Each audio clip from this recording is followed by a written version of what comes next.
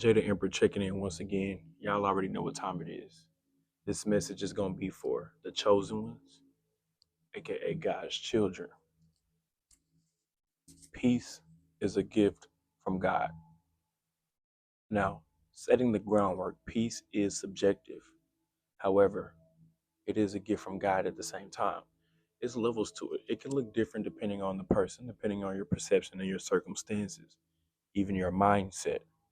But there's no exact picture or definition on what peace looks like. You can have peace in the mind, you can have peace in your environment, but this is what peace looks like. I'm home alone, doing what I want to do. It's quiet. I got my own aura, my own feng shui. I can have sound if I want, or it can be completely silent. It's up to me. But this is what peace looks like. And again, it is subjective. There's no real definition for it. But peace is a gift from God, and it must be preserved. It comes with a price. You must be proactive to maintain it. Even though I'm in the gift in the present moment of peace right now, I had to preserve it by putting in work, by creating the environment, by asking God, by praying, by setting the standard, by setting the bar. That's why I said it's subjective and there's levels to it. You can have peace while you're in a jail cell. All you got to do is go within and pray. You can be in a chaotic home, but if you know how to meditate and block out the disturbances and really go within, you can focus on peace. You could be going through distress, suffering, pain, affliction, and at any given time, the minute you start to pray, the minute you start to raise your vibration, or the minute you start to connect with God, you'll notice that peace will start to submerge your soul. Meaning, it's an active thing. You have to preserve it. You have to be active with it. It comes with a price. Even if it's not a financial, monetary price, there's spiritual work that you must do in order to have it, in order to obtain it, and even maintain it.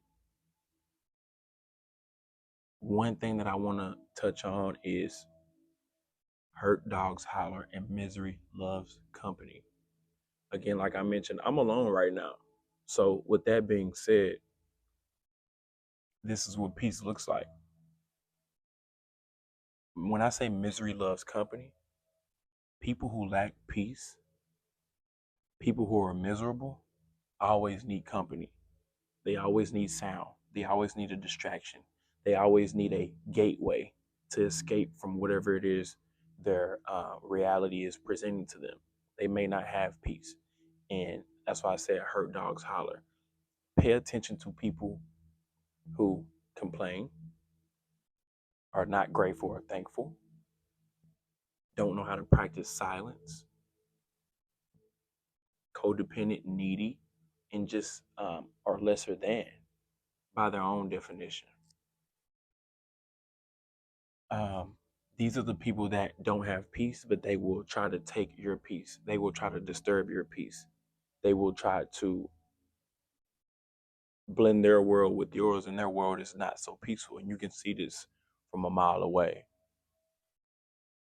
Less about them and more focusing on you, about the peace.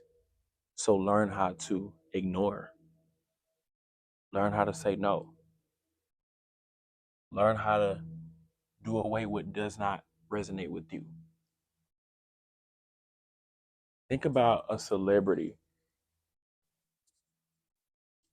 for example. We can use Cardi B for example, real quick. This is just an example, but we've seen celebrities go on these rants where they are responding to people in comments, where they are attacking some of their fans who or critics who attack them. They give certain responses. What you're seeing is people trying to attack their peace, and you're seeing the response of someone who is not peaceful, someone who is not aware of the gift from God. Um, Again, ignore what doesn't resonate with you, because in my last few videos, I talked about how to protect yourself, and I also talked about how you were going to be tested. Sometimes you'll be tested with your peace. And sometimes the slower you move, when you don't, or when you're not so quick to respond, when you're able to be in silence and spend time alone, when you're able to not seek or need validation from others, you can exude this peace. You could be going through the worst things. You could actually be struggling for those who actually are going through something. It's a proactive battle.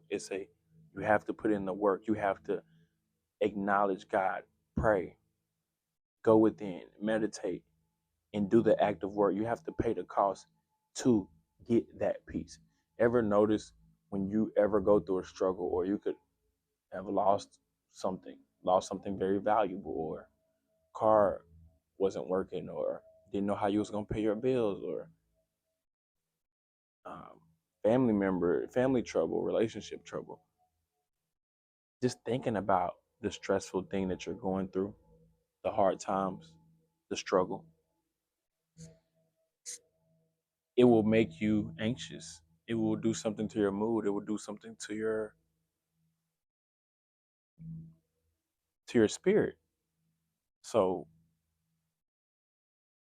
whenever many of us have done this, again, and this is just for chosen ones. If you don't pray, meditate, or believe in God, obviously my content is not for you.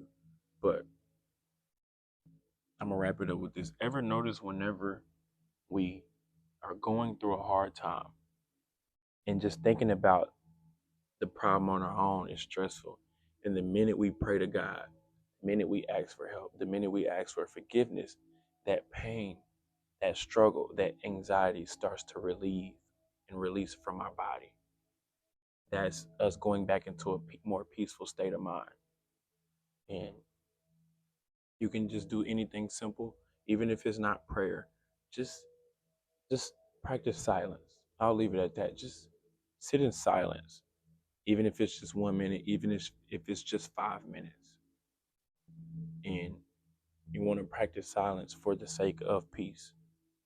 So I hope y'all staying prayed up, protecting your peace, and staying on y'all grind. Jada Emperor checking out. I'll catch y'all on the next one. Peace.